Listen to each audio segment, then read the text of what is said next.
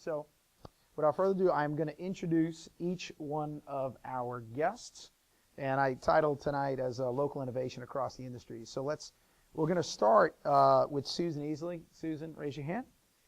Susan right now is the Innovation Manager for Chiquita Banana. You guys can see the building. If the windows are open, you can see the building.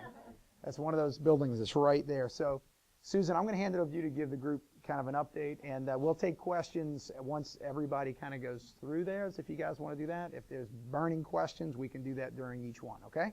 Everybody good? Susan, pass it to you. All right, so Susan Easley. I work for Chiquita Brands International. Just so to be clear, I actually work on the Fresh Express salad and healthy snacking businesses. We don't do a ton of innovation around bananas right now because they are bananas and there's not a whole lot to do on innovation around bananas. I've been there for about 5 months, so please don't try to stump the chump on questions about Chiquita. Prior to that, I was at Snyder's Lance with Todd. I was there for about 2.5 years working on innovation there, and before that, Kraft Foods. So my post-MBA experience is all food marketing, all consumer packaged goods, definitely not banking. What else was I supposed to say? So our innovation strategy at Chiquita. As you may have heard, we recently got a new CEO. So what has become the mantra at Chiquita is to focus on the core. Over the past several years, there was a separate innovation group, and they were doing stuff that was outside of our wheelhouse, very far flung from banana salad and apples, which is where our core is today. So focus on the core, focus on the core, focus on the core is the strategy. And trying to do fewer, bigger, better, which I'm sure everyone here will say the same.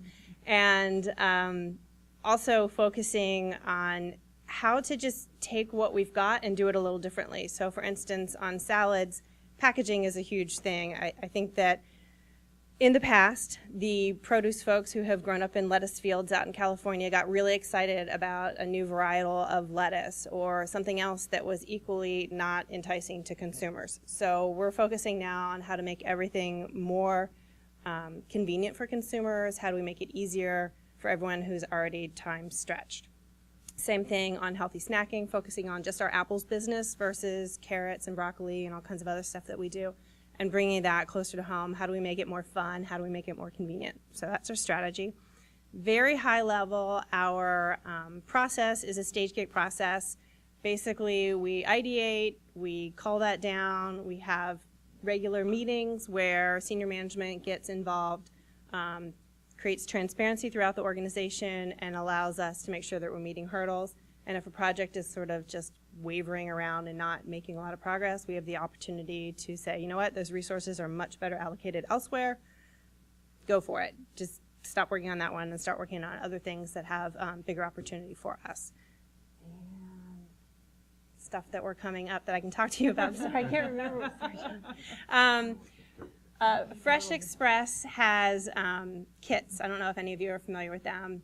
Caesars are 70% of the kits business. We just got research back. We've got some new dressings. It's very exciting stuff, I know. New dressings, new croutons, new cheeses, and all of the test scores came back crazy phenomenal high versus both what we have out in market today and our main competitor, Dole. So we will be launching that in Q1, and we'll be talking about it on pack, better croutons, better cheese. We're moving from soybean oil to canola so we can make heart healthy claims because it has omega-3s. So while that may not impact your everyday life, it's very exciting to us. So that's one part of our launch next year. And then green leaf shreds, making sure I have what I have on there, not what's in my head. Today we sell shredded lettuce. It's iceberg. You can put it on your tacos, you can put it on sandwiches, whatever. As people are more interested in having their food be more nutritionally positive for them, we're moving to a darker green shred so that we'll have still the iceberg, but also a more nutritious lettuce shredded for all the same things that you might use today.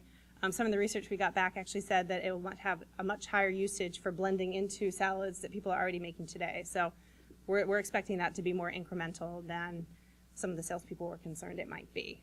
So I think that's covered everything you wanted me to cover. Perfect.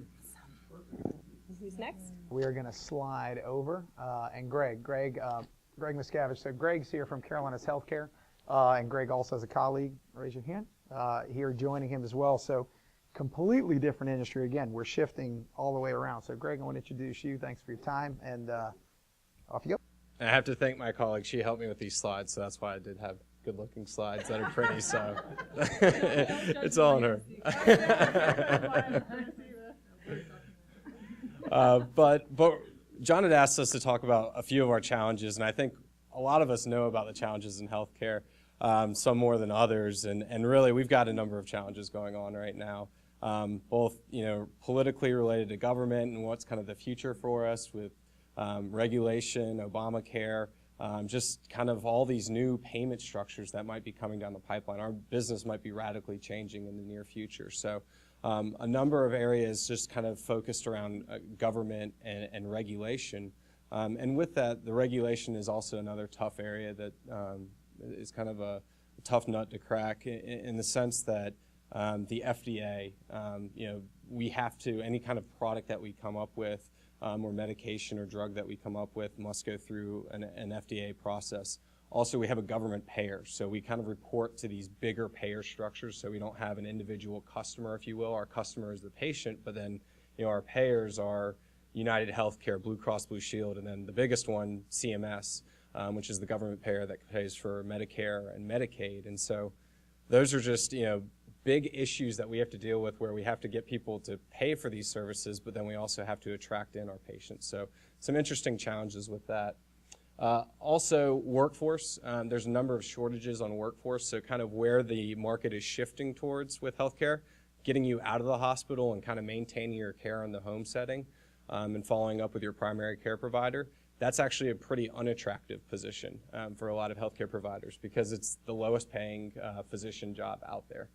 So some of these physicians even make less than 6 figures, which if you're going in and you're making a 10-year commitment for medical school, you're usually wanting to go in and be a heart surgeon, a brain surgeon, really making those $600,000, $800,000 salaries. So it's very difficult to incentivize someone to do the same amount of time and effort to get them to go to primary care physician areas. So shortages, as well as a nurse workforce shortage. That is probably our most valuable position in the hospital and in the ambulatory or the outpatient setting, in that we really need to leverage them. And so those are just a few of our challenges in terms of employee engagement and really getting people involved from a workforce shortage and challenge. Finally, demographics. So I think we all kind of know that Americans are pretty bad about maintaining their health from times, well, the majority of Americans. And so it's something that we're really trying to move into that space and really try to see how we can improve people's lives, improve prevention, wellness efforts, and really be not a healthcare provider, but basically a healthcare maintainer or really, preventer of disease. So those are just a few of our challenges. So it's kind of like, in the sense, we're trying to disrupt ourselves constantly because we're trying to make patients healthier. So it's kind of an interesting problem that we have. In terms of our approach, we use human-centered design thinking is our approach for a lot of our innovation projects. My understanding is that that's really the process that you all have been learning through this class, really moving through, kind of what are we going after, what's the challenge, discovering users' needs, and then going through the brainstorming, prototyping process. So that's really our approach towards innovation. The example here on the slide, one of our most recent projects is around care transitions and really looking at how patients discharge out of our hospitals and how we can really help them to understand their discharge instructions, adhere to them, really maintain and follow up on filling up medications and going and seeing their physician at the right time. And then really leaving the hospital, following up in their home, and then also looking at it in the ambulatory setting. So how can we help to maintain their health and continue it on? So we actually did a project where we followed them through all those 3 stages and did ethnographic research, which was very fascinating work that we did. So we're very excited to see what's going to be coming out of that work. We're currently in the prototyping stages with that, so a number of good concepts that we're testing. And then finally, I wanted to introduce a new joint venture that we've signed. So really we're in service innovation is where I would say, or experience innovation is really the focus that we're in from a healthcare system, a healthcare provider, to help us with medical development, product development. we enlisted the help of a local company, Edison Nation, to form a joint venture this past summer. That really what we serve is we're bringing the clinical expertise to them. They're bringing that product development expertise, that product design expertise, and we're working collaboratively to really start to get some medical innovations up and running throughout this country. So it's not just limited to our employees. It's open to physicians, nurses, anyone on the patients, anyone in the general public, really, to submit ideas and get those up and running. So they really help with doing the clinical trial, the product development, testing process, the FDA trials. So just a number of different areas that are kind of challenging to get through. So those are my 3 slides. Who's next? We're going to come over here to Laura. Laura Moore. So Laura, yeah, that's. So I will take ownership of this one. So the next 2 slides is a lot of content. You guys will have the opportunity on Moodle to read through those, but they have Word documents that is a lot to go through. So I kind of try to bring it into PowerPoint. So I'll take the artistry, the fault. A lot of stuff to say. So Laura Moore is with Carolina Pad, and Laura usually brings us gifts when we're together, notebooks and stuff. She, I guess, yeah, I just figured in good class notebooks. But anyway, Laura's joined us from Carolina Pad, so excited to hear a completely different industry again and give you guys a good sense of a lot of great work that they're doing. So Laura? For the record, I did have a box of things to bring to you, and unfortunately they're still in my office because I had an unplanned off-site meeting today, so I'm really sorry. But maybe you can invite us back. So I am a senior product manager at Carolina Pad, and I don't know how many of you are familiar with Carolina Pad, but we make school and office supplies. And just as recently as 12 years ago, if you walked into a Target or Walmart or Staples, our main customers, you'd walk in, you would only see solid color offering. So solid color, blue, green, red, notebooks, board, plastic, and then license. So Mickey Mouse and then whoever the Justin Bieber was at the time. He's probably in diapers at the time, but his face, whoever's face. So Clay Presley came from C.R. Gibson. He actually had an accounting background, but then came and became president and CEO of our company and really started analyzing and looking at it. It became a very competitive price point market. What can we do to really just revitalize this entire industry? And identified a teenage niche girl market. What does the girl do when she's buying Hannah Montana? She's too old for Tinkerbell. She's too old for Hannah Montana. Then what does she do? Her only option is red. So they really identified this and brought on a senior designer who started applying designs and patterns and then different surface treatments and techniques to the notebooks, which now you walk into a store and it's just so commonplace, but at the time it literally did revitalize and completely turn the entire school and office supply industry upside down. It was only 12 years ago. So our entrepreneurial spirit has always been the leading of our company. It's always what's kind of driving us to what's new and what's better. And unfortunately, we had such a market share in notebooks and binders and those things. Now the competitors have really learned from our lead and come in. So the best way for us to grow is either in new categories or in new channels. So most of our innovation is either sustaining our core that we have and making sure that we keep that. There's probably not too much potential for growth in our main core categories, but making sure that we're still the forefront of the industry and bringing new things. And it's not just surface treatments, it's really studying the consumer and analyzing what the pain points are and designing them differently. So it's in terms of value add functionality in addition to an emotional response. We're pretty fortunate that females are our main demographic because women are emotional shoppers. And so it's also really changed the way that we present to the customer and present, instead of a PowerPoint or something like this, usually, it's much more passionate and exciting. We're bouncing around and we have models and we have, it's really allowed us to do a lot of things that most buyers hadn't seen before. And so that's kind of a challenge that we have to ourselves every year is how do we make it not the same meeting that we had last year, except, a few different surface prints, but really, really just energize the room and get everyone really excited about mutual growth in the business. In doing so, in 12 years ago, in doing this, we really challenged both our manufacturers. They had to completely change the way that they had been doing this for years and years. We started becoming more dependent on China, so that was a completely different structure for our operations. We had to really challenge both the consumer and our customers, the retailers, because you could buy 10 notebooks for $1. Now we're asking you to pay, $2 for one. So we just had these obstacles and these road hurdles everywhere we looked, but everyone was so passionate and believed in it so much that fortunately early on Target, we had a lot of doors closed on us, but Target was early on that really championed it, and they were the first one on board, and then it just kind of blossomed and grew from there. So everything for us begins with the consumer. We try to spend as much time with the end user as possible, both ethnographic and just, wherever they are, if it's an office space, if it's classrooms, both in college and high school all the way down to elementary school, really just watching, observing how they use products, what they use with them. Is it changing the dynamics of people don't use lockers as much and, whatnot.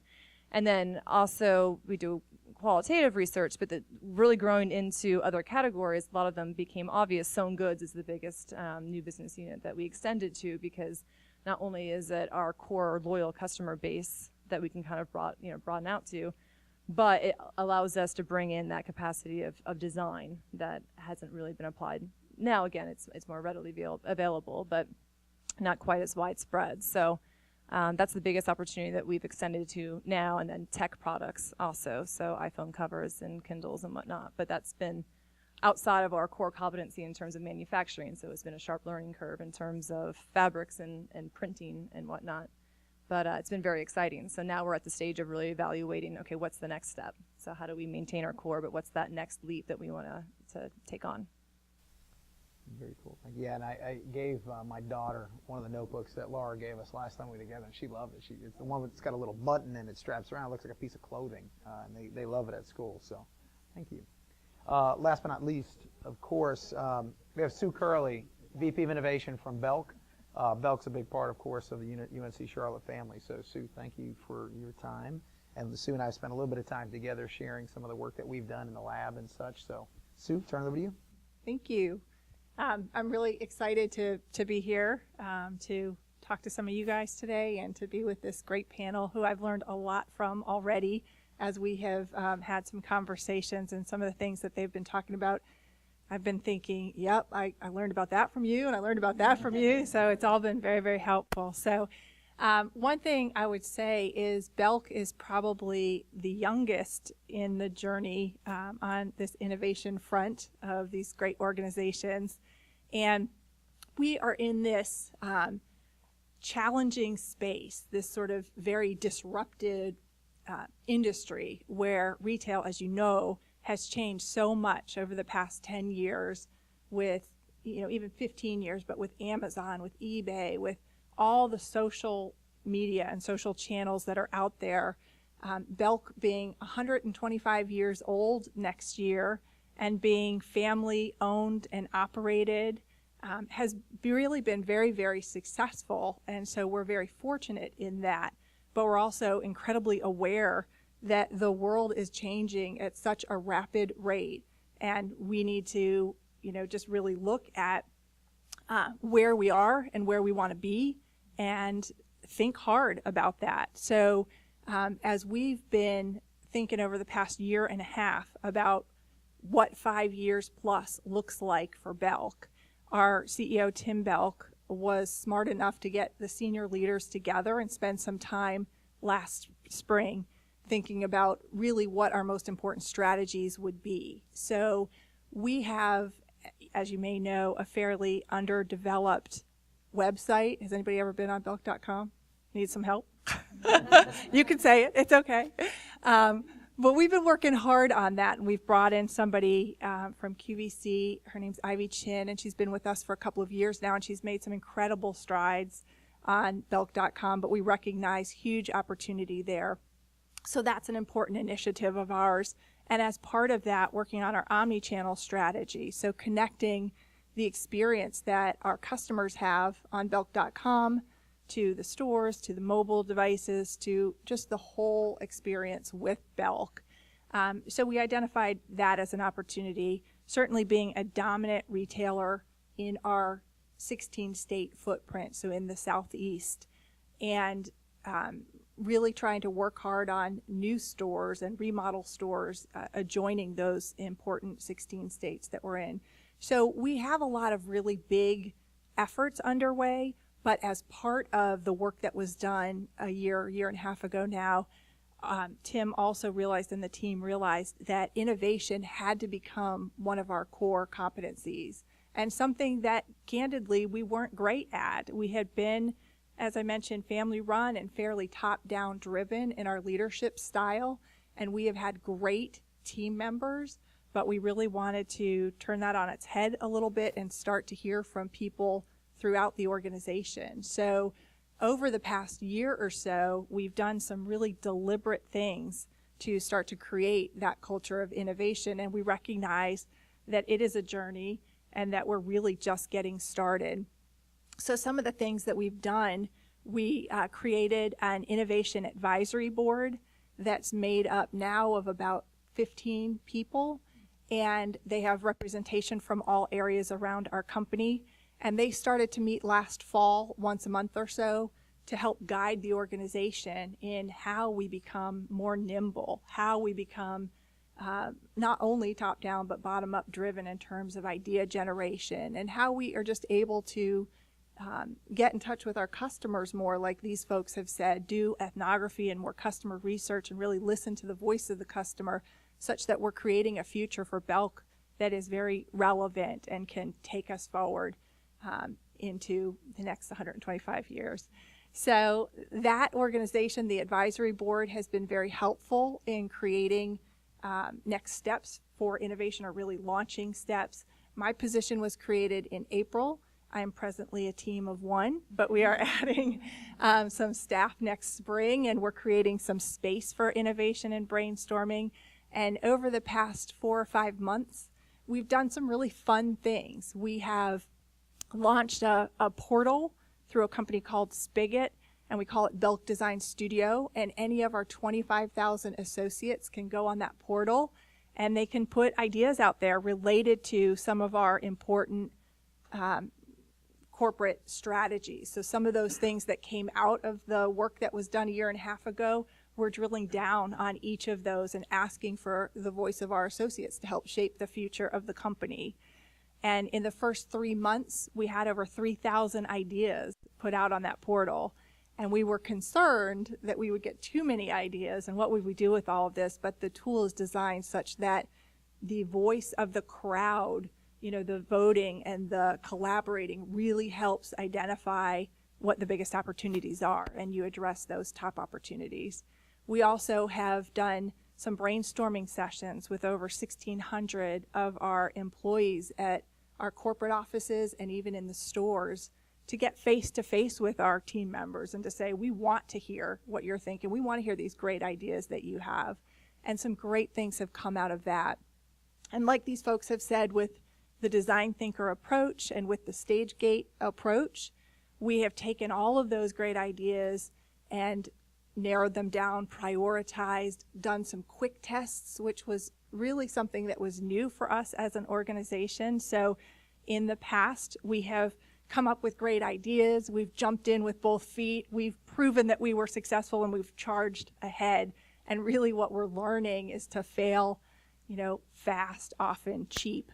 And that's something that we just hadn't done. So over the course of September, we had a campaign around failing forward. And we really taught our organization, how do you take a big idea and drill it down to a small test that can be done in under an hour and under $100 or for under $100, and really just get a read on that idea. We have a brainstorming coming up this coming Thursday, where we've done really our first stab at some ethnography, at some customer research, face-to-face customer observation. So we're really learning new skills along the way, and the result of all of this, we hope, will be a learning organization and a culture that is just more accepting of ideas from everywhere. And we will be piloting 15 ideas from some of the work that's been done over the past few months, some of those brainstorming sessions and some of the work that was done on the portal. And, you know, we'll see what sticks, and we hope to be rolling out some things next spring. We're very much a work in progress, but we're excited. We have great support from our CEO, who I report to and who's leading our culture change, which I think is really important. And we just have a great energy that the organization is showing us that they're ready for this.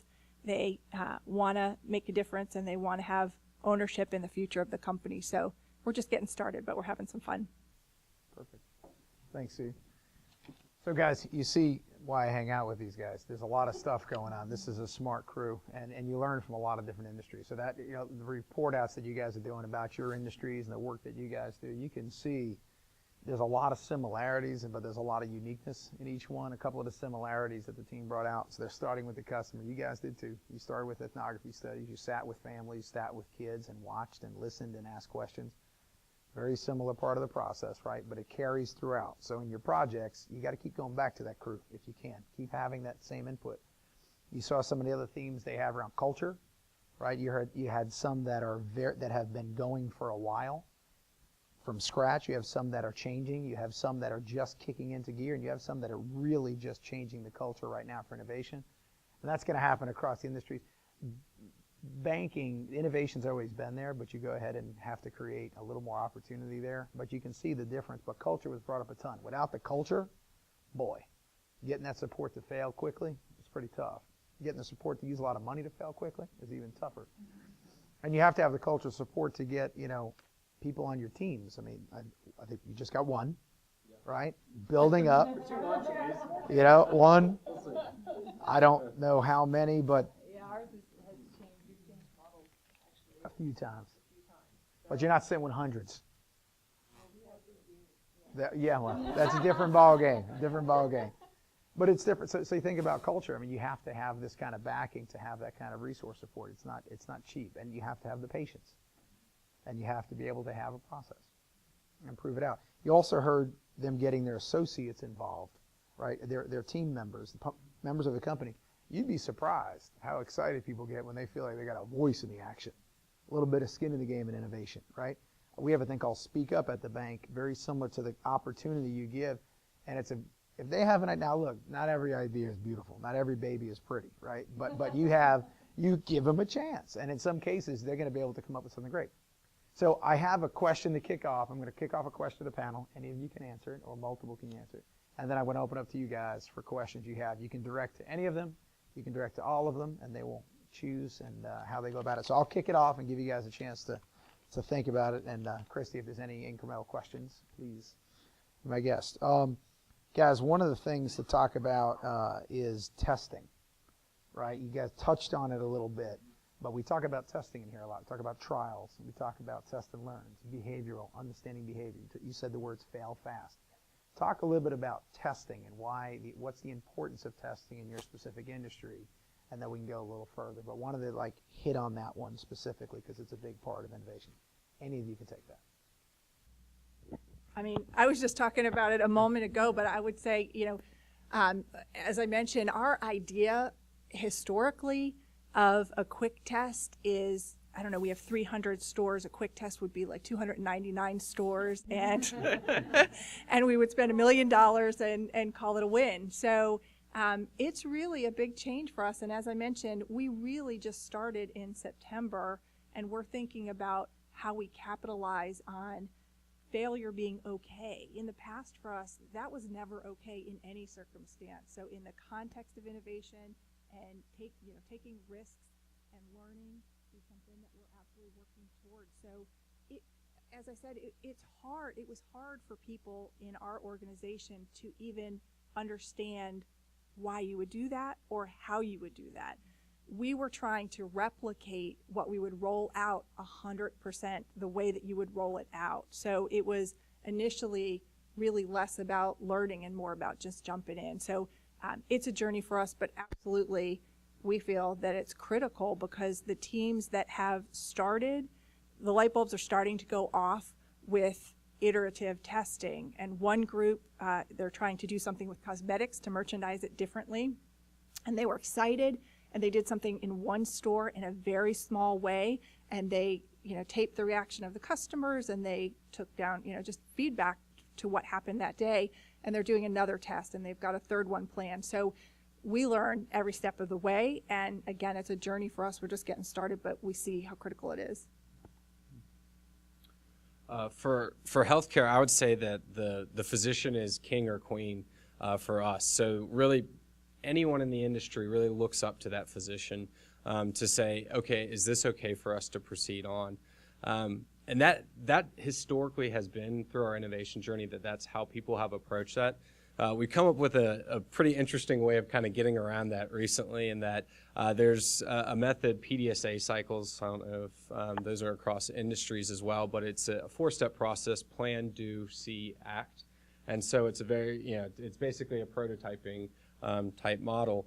And it's amazing that once you change the name to, from, hey, we're prototyping, we're trying this new innovation, to, hey, we're doing quality improvement, it's called a PDSA cycle. And it's, there's this quick change. How quickly kind of the light bulbs go off in the nursing staff and clinical staff, and they say, oh, we get it. We understand that this is, a quick test of change. And so that really has been a pretty big win for us, to kind of figure out, just if we switch the wording a little bit to this is quality improvement and we're doing PDSA cycles, that it has changed their ability or their willingness to test our innovations. Yes. So testing means something a little different in food development. It is safe. No, it's always safe. So we'll start with the consumer. No, we don't test that kind of stuff. But we'll start with the consumer. We'll do groups, ethnographies, making sure that our insights are correct and that they're resonating with consumers, and then develop the food. And before we rush out to test it in a market, we actually do something called a central location test, where we have people come in and try the product that we've made, usually on a actual line, occasionally on a benchtop, which just means in the lab. Make sure that we get the right scores that we want. We have benchmarks, and you get scored on, would you purchase this? Is it too sweet, not sweet enough? We get what we call just about right scores, or jar scores. And then based on that feedback, we can go back and tinker with the products again. And then we go and do an in-home use test. So still not in market, but then we're sending out to 150 or so consumers and getting feedback from them. And if necessary, we can tinker a little bit more. And then we actually go to market. And because of the resources involved in commercializing a product and getting it out, we don't tend to do test markets in just a region of the country. We're in or we're out. So based on our benchmarks, assuming that we've gotten the scores that we need, then we'll move forward. If we haven't gotten the scores, obviously we go back and tinker, but it is an iterative process where we test, we change, we test, we change, and then we get out there as quickly as possible. So that's food. So talk about packaging a little bit. Talk about the pack. We had one of the report outs, and Todd was talking about with the pretzels, and there was another conversation we had. Talk about packaging. Packaging has got it. You're going into a store, and you like Dole's there, and you've got this plethora of choice. How much does packaging come into the innovation process besides the content itself? It can be very significant. Right now in produce, you are in or you're out. You're not going to see Fresh Express on the shelf next to Dole because of the contracts with the buyers and the way that this industry works. Back at Lance, though, we could do testing to evaluate if one package design was going to drive more volume than another. There was a huge test that I don't know if it ever where it went with the crackers, but they were determining if they should change the package design, and if so, how far and what direction. Do you go more retro? Do you modernize? What stays within brand fit? And there's a lot of testing that goes on. I mean, we test the heck out of everything. We are just coming out of a test on the quality improvements I talked about on the Caesar kits. We are about to go into test on further out kits and identifying which ones might be more incremental as we add to our lineup. That's a virtual shelf test where we'll be evaluating. Shoppers have to go in 10 different times and pick from a shelf of products. I did the test the other day. I got so bored with it. But you have to test. I would buy these over the next 3 months, and based on that, we'll adjust packaging, we'll adjust actual product. We'll then take from there and create the products and have them sample them, but packaging definitely plays in, and I don't know if you guys remember the Tropicana debacle that happened a couple of years ago where they redesigned their packaging. I'm assuming they tested its Pepsi, but they went to market and it looked like, no offense, Todd, a private brand out there, and their sales dropped dramatically. They went from having that orange with the straw stuck into it that everybody knew meant Tropicana orange juice to a very bland package design that sunk their sales and really bombed. And they had to go back quickly. So package design is huge. You test the heck out of it, because if you're making a big change, consumers don't recognize your product on the market anymore. So you definitely test it. We do a lot of testing also, as much as we can, but we have very, we don't set our selling schedule. It's kind of set for us. So as much as we can and as many changes as we can make until that time, we do. But we have the focus groups. We've also done something kind of similar, where an in-store shopping experience where we'll set up a store and put our products, the packaging, the price points, our competitors' products, and have people come in and shop and kind of tell us their priorities of why they picked up things and what brought it home. But also a lot of times we'll test things in smaller regional chains, because we distribute to so many different companies. There's some regional chains that are still considered mass, but they're only in the Midwest, for example. We'll test products there. They're very welcoming and opening to new products, new formats, and new price points. So we'll test things there and then tweak after that before it rolls out to everybody else. So there have been times where we haven't purposely done that. We've launched a product and it's only gone there, and people kind of thought, oh, that means it failed, it didn't perform. But in reality, it got tweaked. It made the changes that it needed to be made to be successful before it was nationwide. So we do a lot of different tests. And then we also do, for designs and whatnot, we do mall intercepts. I don't know if anyone's ever, so we go to Minnesota and go to different areas and literally do mall intercepts. We've also used the internet a lot more for quantitative research, just to get people's feedback, which more are you most likely to buy, and then you can research it and break it down by, are certain age groups more likely to buy this kind, or there are different types of personalities that are drawn to certain designs and whatnot, and that helps you make a market segmentation. So when you're selling, that helps a lot. And then just the focus group research is more just anecdotal, but it really helps when you're, meeting with someone to have the reactions from the 12-year-old girl, talking about it. So we'll get that on video or whatnot, and hearing it from her just moves mountains compared to me telling them what she said. So we kind of do a different variety of testing. Cool. Thanks, Laura. I'm going to open up questions for you guys. I got a couple more. We're going to hold them. Questions? Kristen? Do you do any kind of internet testing, either crowdsourcing, for example, or do you, look at blogs, analyze blogs, or analyze, Twitter feeds or anything like that to try to get some sense of, what is the next place to go to innovate? We do not.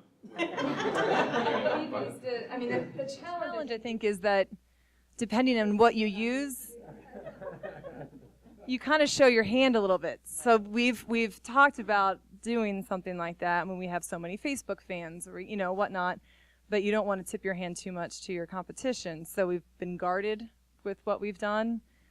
We had kind of a flash sale of sorts where we put a bunch of designs up for 12 hours and said, vote now on what you want, and we went forward with those recommendations. And it was literally 2 days before the meeting, so we grabbed it, we put it down, and then we thought if our competition saw it, then they wouldn't have very much time to react, so we were probably safe. But we've done that through our Facebook, and it's really easy, quick way to get thousands of answers. So we've done a little bit, but not so much in terms of which direction to go for growth. So maybe looking at, what this group is saying with Twitter feeds or, Facebook, not necessarily showing them a product so that you're revealing, but just kind of getting a general sense of, what they like about what's out there, and, maybe what they, still are looking for that has not been satisfied yet. So just kind of curious. Any questions? Yeah, so I guess this is for Sue. I know Belk changed their trademark, I guess, starting this year or last year. What went into that decision, and how was that tested? Well, I appreciate you asking that, because when Susan was just talking about the Tropicana example, my mind instantly flashed to the Gap. Does anybody remember 2 years ago, the week that Belk launched our new logo and our tagline and our values and a lot of things internally, Gap came out with a new logo. Does anybody remember this? Yep. Do you remember what happened? It lasted about 3 days, and they pulled it back down, and they really had not done, by the looks of things, their homework. And so we felt really good about the fact that even though, I was somewhat joking before about the extent to which we like to jump into things with both feet, I have to give a small quick comment. to our buyer and planner teams that really do test product a lot and do a great job with that. And similarly, our marketing team did a great job with talking, first of all, to our senior leadership team. And I mentioned Tim Belk. Our logo had not been updated since 1967.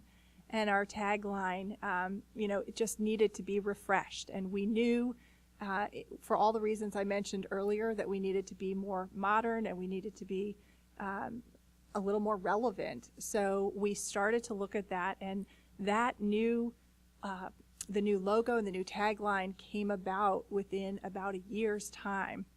So it was very, very fast, but some hard work went into that. As was mentioned by the rest of the group, we did do focus groups, and we tried to understand really how our customers saw Belk, what they liked best about Belk. We did that internally as well. We talked to thousands of associates and people at our corporate office, and we asked them to use words to describe Belk.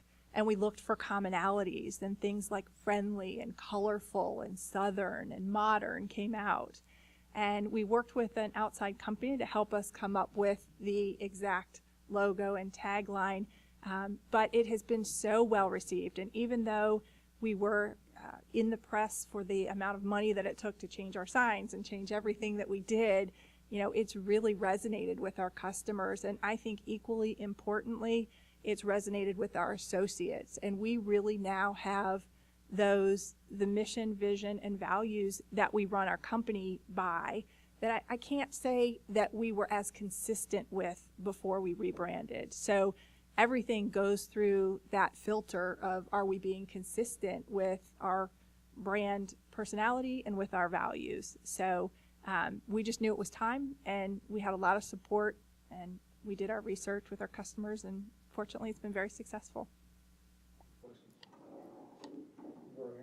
A question for Susan. I don't know if Phil. Can you talk a little bit about how you sort of fill your innovation funnel and how you disseminate a good idea from maybe a terrible idea? I'm curious, in the realm of food, either with Chiquita or maybe your experience at Lance, how you can look at maybe 20 or 30 different concepts for a new food product and realize we've got a winner or this thing is a dog killer. So start with the consumer, and we look to, you called them earlier, pain points, and we do the same. So what's the problem? Where's the rub that consumers are looking for a solution for? So we'll ideate around that, and we'll create 20 to 25 concepts.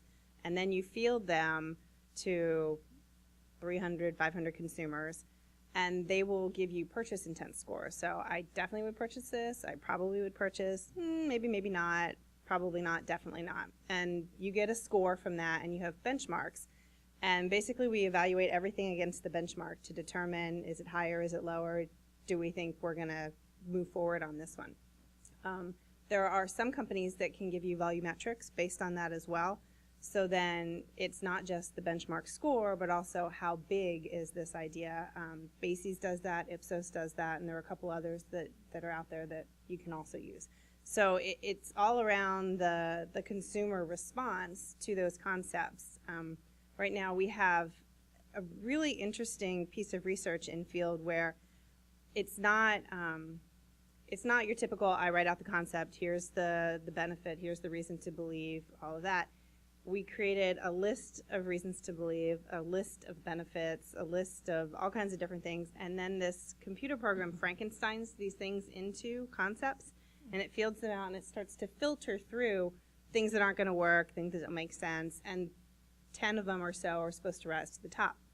From that, we take those 10 concepts, and we refield them, and then we get the scores back and determine which ones are, how to rack and stack them, basically, and which ones are the ones that are worth pursuing. So basically, it's all about the scoring and all about the research that we do. It's all quantitatively fielded. So does that answer? It does. Okay. I have a quick follow-up. Sure. As you talk about going out into the field, is it an actual product at that point, or is it, sort of here's what a mocked-up package would look like?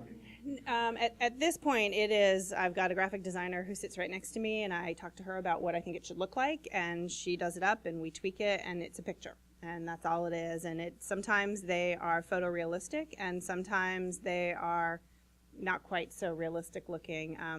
I just put out a salad one where we put no graphics on the bags. We just wanted the idea to resonate, and so it's we call them salad maps. So it's basically a bunch of different greens inside a bag, and you can do spinach, you can do romaine, you could do whatever lettuce in there, and so those are very photorealistic. I also did one on healthy snacking, and they're not quite cartoonish, but they're definitely illustrations. So it's obvious that they're not, but those do have the graphics, the Chiquita, the everything else. So it depends on what you want to do. I've done it both ways in the past. When I worked on the newly minted bars group at Kraft, granola bars, not the drinking bars, we were fielding hundreds of concepts because we didn't know which way to go. We knew that we had a huge hill to climb and that we were up against General Mills and Kellogg, and they were fully entrenched. And so we were fielding a bazillion concepts at once and getting back which ones really rose to the top and which ones just did not. So I have a follow-up on that too. Have you ever went with your gut and thought, this is a really good idea, maybe customers don't quite grasp what we're trying to, explain the product, or is it basically if it doesn't hit the benchmark, you're done? If it doesn't hit the benchmark and you're very passionate about it, you can tweak the concept. You really need to get to the benchmark though, because we've refielded concepts. We've realized that the language wasn't right, or there was something missing, and you still need to make sure the concept is something that's doable. And then further along, you'll take your concept that's scored well and the actual prototype product, and you'll also get a measure of product concept fit. So are you delivering on what your promise is in that concept? And if your product concept fit scores are really low, then you're really out of luck, because even if the best idea in the world scores amazingly well and you're not delivering on that, you are just dead in the water. So it doesn't behoove you to move forward if you're passionate and it's just not scoring well, because really there's probably another dozen concepts that have scored much better and that you've got a better chance at. And with limited resources, you can't. Anybody else want to answer? That's such a great question. You answered it perfectly. Any of the answers the way you get? It is a great question.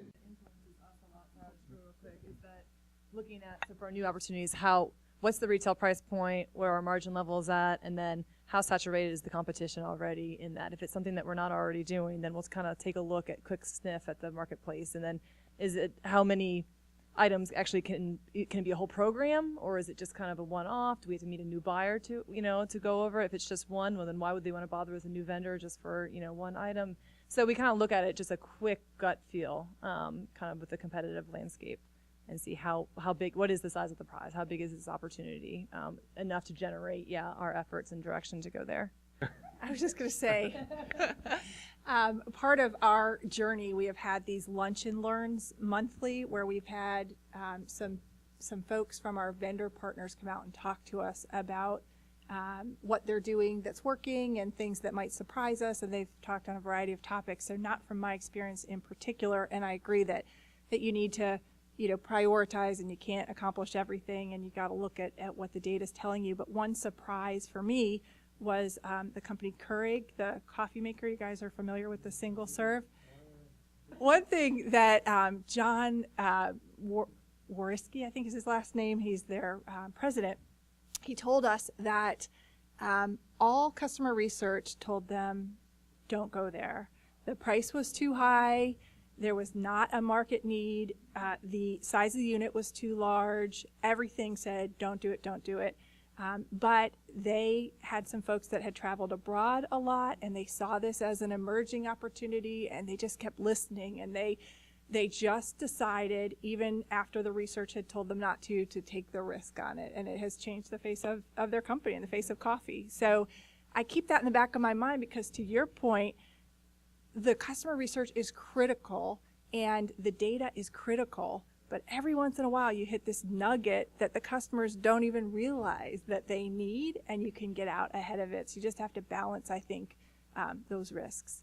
And one other just really quick thing, as I was speaking with someone from Estee Lauder who's in charge of customer research when I first started as well, he said to me, the best customer research I've ever done is he's an older gentleman, I go to a bar with a young person and I listen. And he said, you pay attention to what people are talking about and you'll hear a whole lot of opportunities. And if you guys are familiar with Even Better Clinical, which is a spot corrector from Clinique, that is, yeah, it's true. That's where that product came from. I know. Because he heard people talking in a bar. So, I mean, I think you get your inspiration from anywhere. And, you know, for me, I just remind myself, to your point, to be open. That is such a great question.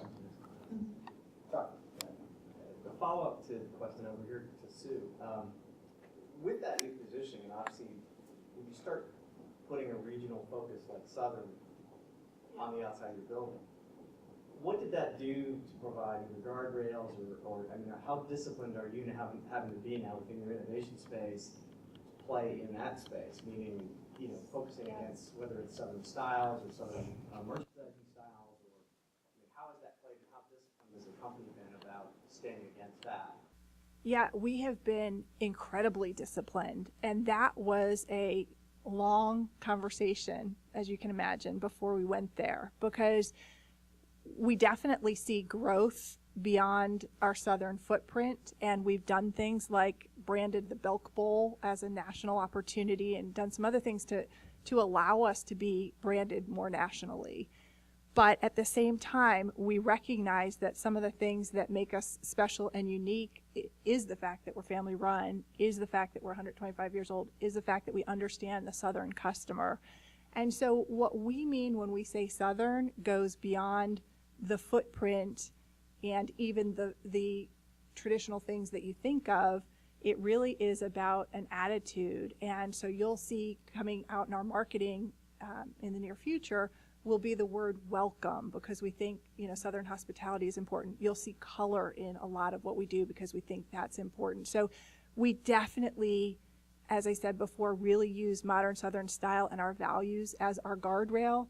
And so when we think about innovation, we would think about what helps us own that Southern mentality and how can we deliver on the Southern promise beyond the promise of a retail department store, but how do we fill that need for our customers, whether she has grown up here or whether she just has an affinity to Southern things. Yeah.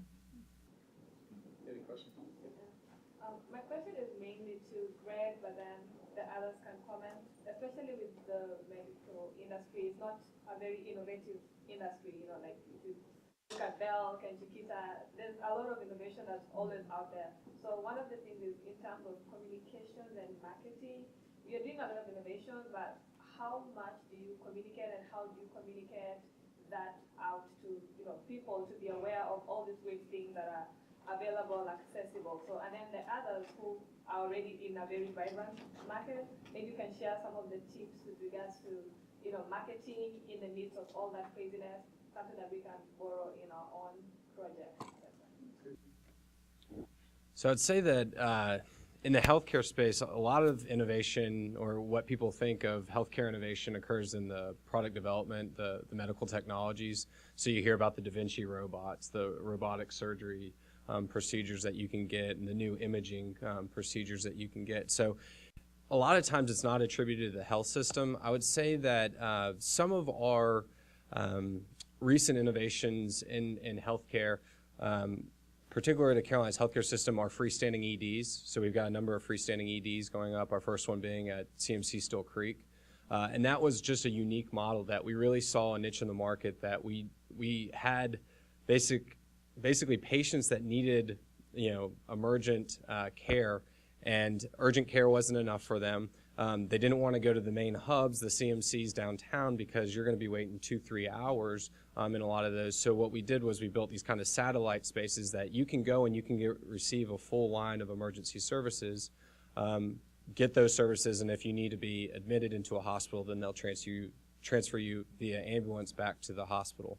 How we're marketing that, I would say that it's not necessarily that we're directing them to the ED, because we don't want to direct anyone particularly to care. That's kind of a gray space in terms of legal areas. But what we do is we advertise our wait time. So that's something that we've been very big on. So we've advertised, hey, look, there's CMC Steel Creek down the road that's got a 15-minute wait as opposed to CMC Pineville that's might be a little bit closer to you, but that's got an hour wait. So that's one of the ways that we kind of are able to advertise our innovations, but not directly send people to those innovations because it could be inappropriate. It's interesting you brought that one up. One of the things we're looking at stealing from that is the wait time. In New York, LA, some of our banking centers have massive wait time. How do you go online and see what the shortest wait time is at a bank? And it's stolen from ER. So it's an interesting crossover. But the marketing piece is interesting. I think one of the points, guys, that the class is going to be doing as we get to the end, and we're going to be doing marketing plans and so on, is they're narrowing down ideas. They're narrowing down the objective that I laid out. I think I spoke to you guys of the objective for the clients, children, and such. And they're going to have to get to a point of understanding what's going to be the best idea and how do you market that and how do you talk to that.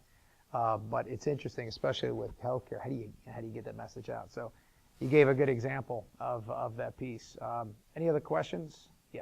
We talk a lot in this class about how important it is to get buy-in from the people who control the purse strings. Do any of you have an example in either like this professional life or a former one where you had an idea, but because you didn't have buy-in at the top, a competitor was able to, who had the buy-in, was able to get to market with it quicker and sort of turn it into a competitive advantage? I'll give you an example. We talked about remote deposit a lot in this class with all the banks, rushing to come out with it. Some banks whose culture didn't really support it as much as other banks were, the banks that came out with it to market were really able to capitalize on it. Do any of you have examples in your business like that? I mean, one thing I would just say to that, it's probably not a direct example, but at Belk, we have definitely seen where some of our competitors have come out with the omni-channel stuff and mobile and the kinds of things I was talking about a few moments ago quicker than we have. And we have been, not so much because we didn't have support from the people with the purse strings, but we have prioritized differently and recognized that some of our systems limitations, the cost to replace some of our older systems was so exorbitant that we just couldn't get there overnight. So what we're trying to do, and I mentioned before, we have great support from the top, is leapfrog some of the competition and look at what we should be doing 3 years from now. It's hard to anticipate some of that, but to recognize that we're learning from what they're doing and we're learning from the customer feedback and trying to position ourselves in a better place in the future. So less about not having support and more about just prioritization differently that has snuck up on us a bit. Anybody else on that question? That's good. Yeah, it's an interesting question. I think the bigger the company, the more of that you're going to get, and that's been my stake for a long time. It's interesting with smaller companies. I think if you get it from the top, I think Tim's done a great job of coming down. I think you guys have invested. I know you guys have invested, and I know that's how you keep cycling through. So I think with some of you look at the size of industry, size of companies, and industry is a little different. They're getting pretty heavy support at this point. Probably never the reason why you don't get out there. I think the point you had is the speed of technology and the ability and capitalization. I think broader organizations like that you work for and I work for, you have this gamut of self-agency theory. What's in the best interest of the individuals that sit up top, and it's very diverse in some cases. And when you hesitate by that, you get left behind second, third, fourth, or fifth. So I think a little different with the smaller, but you can see there is a difference in how that plays out. Jordan. I work for, my family has a family-owned business, so there's a culture of that resistance to innovation and change. So I guess this is more towards Belk. But what made the executive or the CEO become interested or realize that there was a need for innovation and change? I have to tell you, I feel like I'm a broken record here, but we have probably the greatest CEO you'd ever want to have. I have to say that, first of all. And no, he really is. I mean, he's one of these people who is actively working to improve his leadership style and actively working to improve the company. He works harder than almost anybody in the company, and it's just amazing to me. So how did he come to the realization? It was really with help from the outside. I mean, we do rely on consultants sometimes to help us when we see a kernel of an opportunity, and I think he knew it. He saw the department store industry declining. He saw all the change, and we just needed some help to push us in that direction. So he was very open to it, and it was 6 very intense sessions. And, you know, he doesn't try to dominate any of that. He lets his leadership team and our consultant teams that were helping us out sort of shape that. And honestly, you know, I talked to him this morning, and this is just a great example of his leadership style. When you're speaking to him, he'll say something. If you feel something different and he trusts you to do your job, he'll say whatever you think. He really wants to move the company forward in a very positive way. He trusts his people,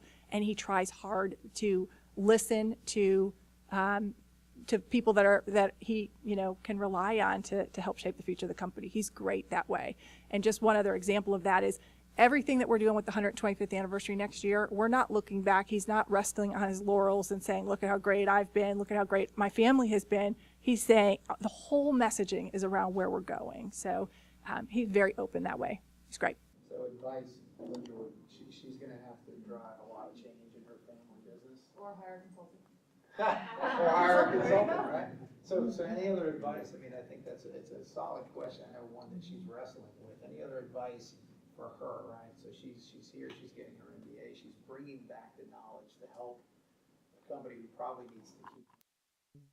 And you know, it doesn't help that she's related into that family too. It's but any advice, you know, and that could be for anybody. Any advice for her as that, you know, how do you create that?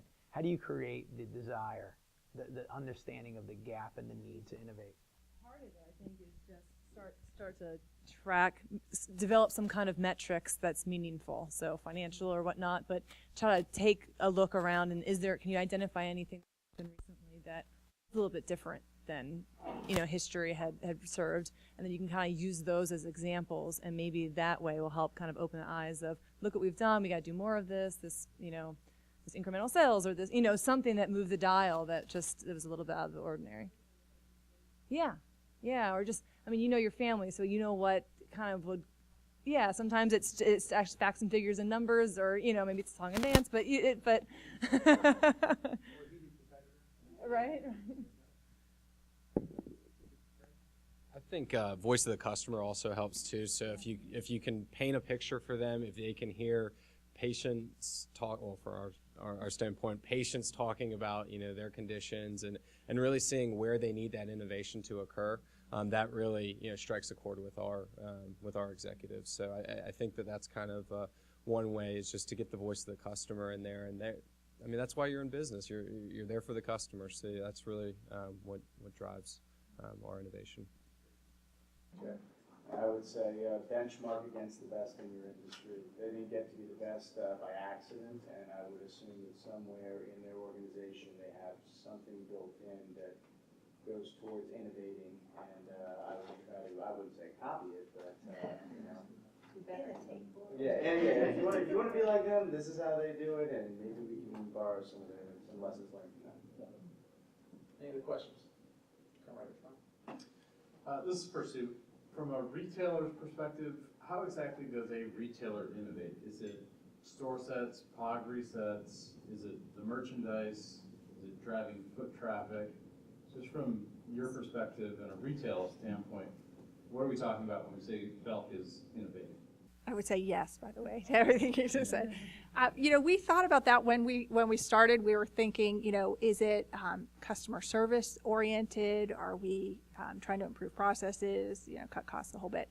And really what we're finding is the ideas that I mentioned that we're piloting range anything from supply chain, you know, new opportunities, I should say, to new merchandising models on the floor, to new customer service models, the way we interact with our customers, to things that happen in our corporate office. So there are a variety of opportunities. Any way that we engage with our customer and any way that we can, you know, deliver merchandise, you know, more effectively, et cetera. So a lot of different ways. We'll take, say 3 more questions. That'll be good, Jen. I got a list of questions for everybody. So I'm kind of a voice of the customer for Carolina Pet and then also for Belk. I buy everything at Belk and I feed the pet. I'll tell you the reason why is because when you go to South Park Mall, you carry the brands that are in South Park Mall where they have standalone stores. And the thing is that those standalone stores cannot compete with you guys on price. Might not be all the time, but when you guys start slashing prices, Can you move the camera to him? Yeah. Hey, the suit I'm wearing, Belk. So my question is, how can you better connect those deals to the customer and who's really looking for them? Because I will go onto your website, and your website doesn't tell me what's in your store. In fact, and because I know the South Park store is a little bit specific because it's so high end, and so you're going to carry stuff that you're not going to carry broadly. But if I go in there and I see a suit that I really like, I'm going to wait it out. And I buy everything off season, and I just wait for prices to plummet, and then I try to jump in on it, but sometimes I miss. And I hate it when I miss. And I'm like, oh man, missed opportunity. I'll get the next one.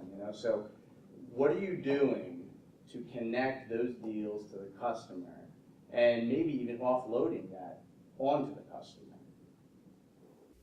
So our very first portal challenge out of the gate when we launched this site was, how do we personalize the customer experience? So if I understand your question correctly, one thing that we are putting huge emphasis on, and many retail companies are, is the whole customer relationship management and understanding what you specifically are buying, when you're buying it, what brand you're interested in, anything we can about your behavior so that we can market to you in a more timely way with products that would excite you at prices that you have demonstrated you will buy.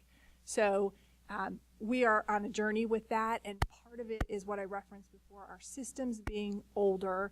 We're spending hundreds of millions of dollars to update them.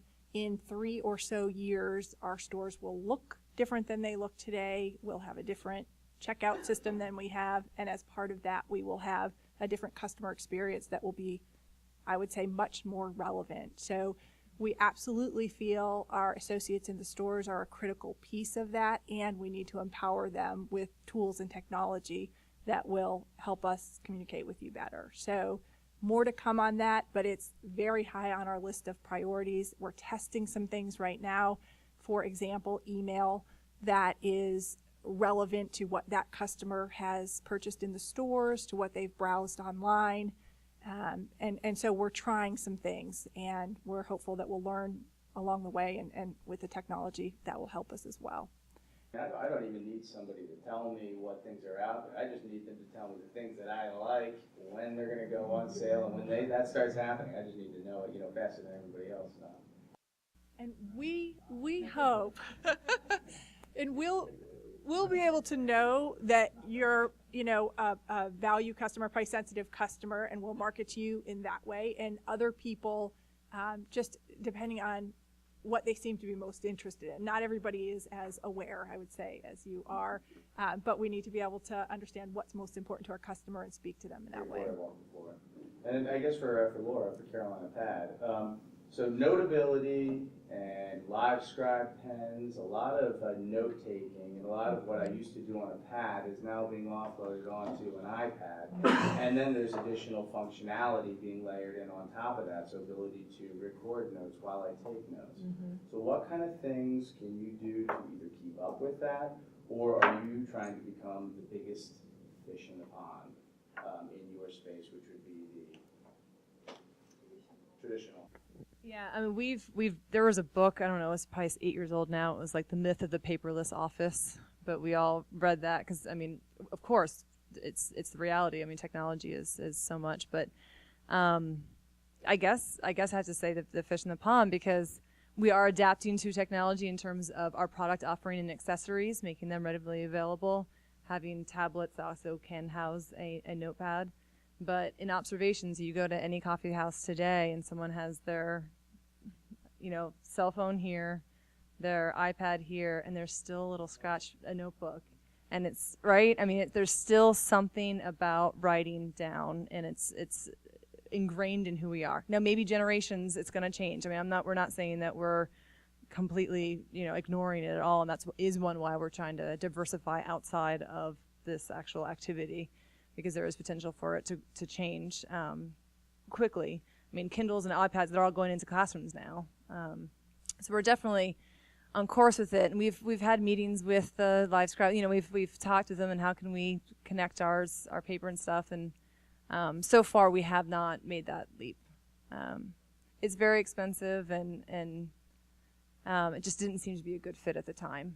We got very low price point items when it's in paper. So it's so far our experience is it's not going away. Even with the breadth of email, we print more than we ever have in our lives in history. It just continues to increase. So it's a little bit counterintuitive to what we thought might happen, but so far so good. Laura, I have a question for you about why you, or the rationale behind why you chose to focus only on younger females versus maybe segmenting and having different products against different targets. Originally, that niche market was identified mostly because of the traction. There was so much licensed product out there, and license really was the only design you could see. So it was the solids or license, and so it just seemed like a logical step of where does that consumer go? What happens to that consumer? The need is still there. The volume of consumers are still there, but now they're kind of left alone. They're lost. They're not thought about. So now we've broadened it out to all different ages. So now it's our everyday set is much more mature, office type products, and then back to school is much younger. We've dabbled back and forth with the male market. It's tough. It's really tough. So we have some value add solid color that's really high on functionality. That's what it screams about. It's got a little pen holder and it's got poly pockets and dividers that you can move around and things that we think speak more to the Swiss Army knife consumer. We tried with some designs to speak to guys, and it's just really hard. I mean, a lot of times they're not even buying the actual product. Their parents are. Mom or dad wants to play it safe. The last thing they want to do is actually have to go back and return it and get something else. Oh God, that's terrible. So we haven't got much traction with it, to be honest. It was just Licensing like sports or things like that. Yeah, I mean, we've tried really hard to stay away from licensing. And just because there's so many people who play in that, and there's only a few companies that really dominate that. So we've had conversations come up. Camo was really big for a long time. So we looked into some, even licensing the Army. We looked into, and people who are not familiar with the market too. There's a lot of, okay, you can do it, but we don't want Walmart. Okay, you sure? So it's just right. So we year over year, we kind of go back and forth. Well, no, back to our core competency, design, fashion, female.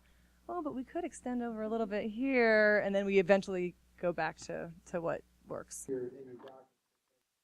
I think that's an interesting one. When you're innovating, you can innovate on the outskirts in some cases, but when you play to your strengths, there's a lot of need there, and so sometimes you don't go away from it. Guys, I'm going to close with one. You guys have a couple of, okay? Yes. Greg, you talk about points of pain a lot, and that's how that can spur innovation.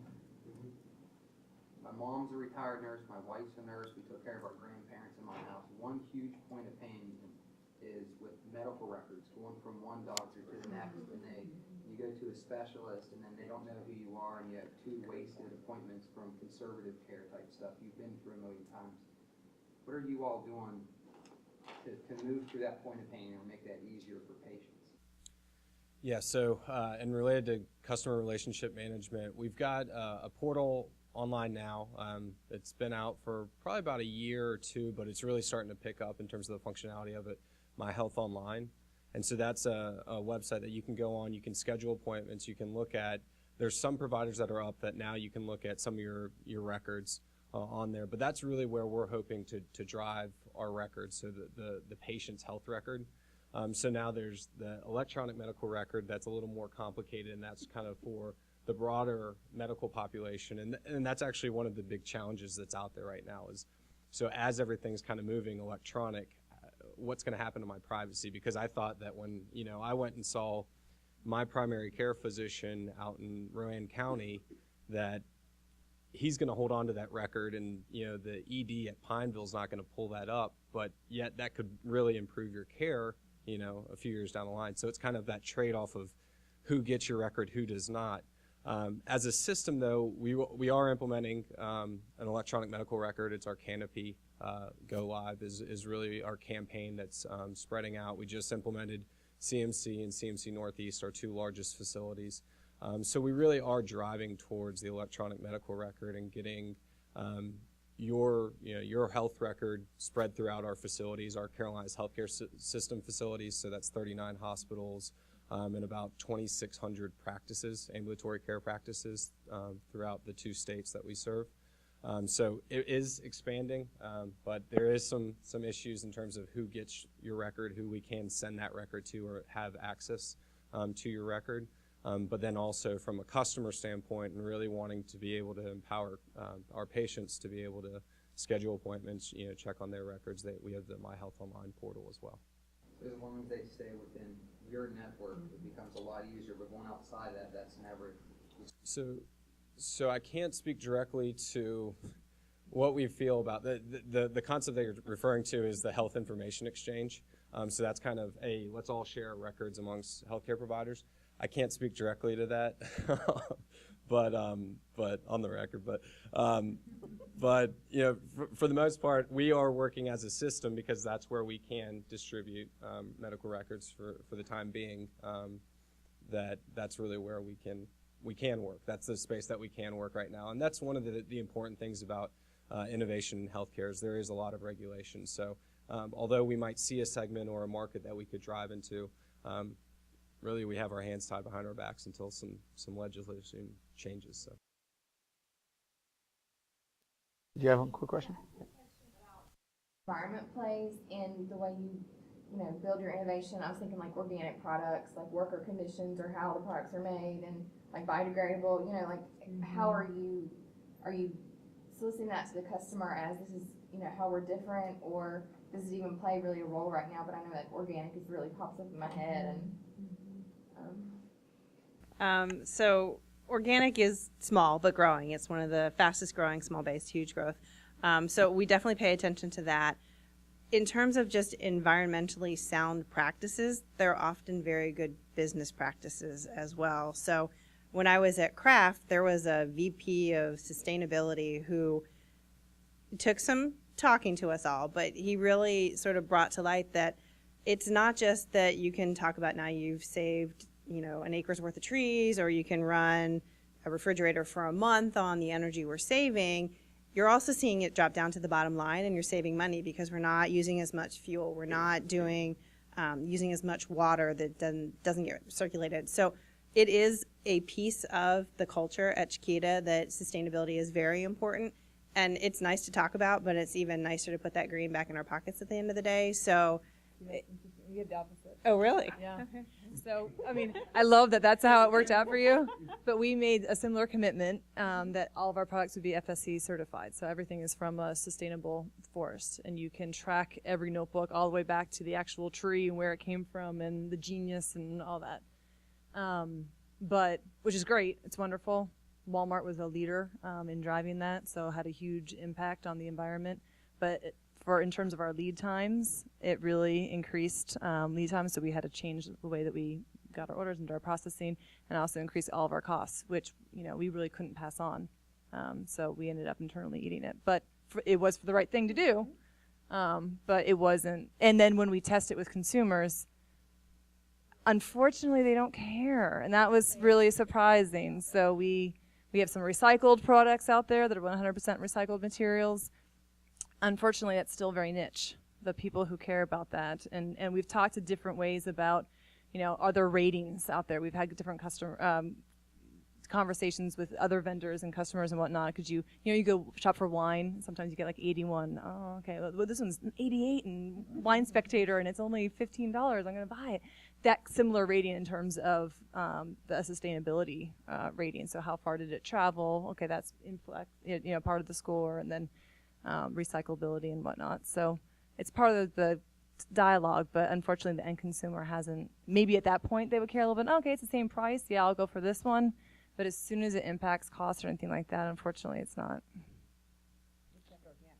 They are willing to pay more for organic. Yes, but then I am. I've been organic for years, but I just got the latest report. It doesn't matter. It doesn't matter in terms of nutrition, but it matters in terms of what you're putting into your body. I got to be clear. It's the best. I got one more question for the group, and and if you can answer it, of course. They're getting their MBA. They're getting an MBA for a reason, right? Career advice, right? Innovation is a space that you can get into. Some people express their desire of wanting to learn more about the space for career purposes. Any advice you'd give any of them on career in the innovation space that you've been working, or your particular industry, I think it always helps in that discussion for the group in general. So anything specific you guys can hit? I mean, we were just talking about this earlier. Mine would just be innovation roles are looked at from other people in the company as this amazing role. Wow, you get to play all day and make change, and it's fun, it's exciting, it's dynamic. You get special treatment from the top down. You get to have these one-on-one meetings with the CEO. It's so exciting. And as a result, animosity can build, or there can be tensions. And so I think when I first got into the role, consumer insights and innovation, I didn't appreciate that as much as the level that I should really make sure to go out and have these extensions and these one-on-one meetings and buy-in from individuals. I didn't really realize how much that could divide things and make it difficult once something is developed, then handing it off. So that would just be my advice. I love innovation. When I started my career post-MBA, I went to general management, learn the business and understand the puts and takes in the P&L, and really just that base business, and then moved into innovation. I think it brings a lot more robustness to your ability to contribute to the conversation. And recruiters love you for having done both base business and innovation. So it does help to move you throughout your career. Personally, I find there's a lot more balance on the innovation side because your projects are more maintained and there aren't the same fire drills. Mm-hmm. So another thing that I personally love about it. But I would definitely say get that base piece first, and then you can apply it into innovation. I don't have too many years under my belt yet, but I would probably say that, in these formative years that I've had so far is that probably, prototype your career, that to make the most of it and try little things, but, do these smart failures. So, these quick, cheap, they're not going to hurt you big time, but that you can go out on a limb and kind of test some things along the way. I think that's really been something that I've really stuck to, that mantra going forward, and it's really kind of helped me to stick my neck out and try something new, and then, it might be a space that I could play in later on. So that's really been a useful thing for me, is to kind of prototype or experiment in your life. Yeah, I would agree with what all three of these guys said. My experience has been that I've worked for a number of different companies, and I've worked in a number of different roles, largely in retail, but in the buying end and in the stores end and in the marketing end and a variety of other things. And I have found, like Susan said, that having had those experiences, and for me, having been at Belk for 6 years before I stepped into this innovation role, was so helpful to understand the company, to understand the people, to have those relationships, because in the way that we're structured, innovation is not clearly a team that ideates and brings ideas to the organization. We are really driving innovation through the organization and making everyone a partner in that growth. So I have found, just like Greg said too, that having a diverse background has kept things fresh for me, has allowed me to see a variety of perspectives, and has really fueled the fun in my life as it relates to my career. And so I would encourage you guys to have a variety of experiences, and if you're going to move into the innovation space, as they have said, to try to get to know the people and the business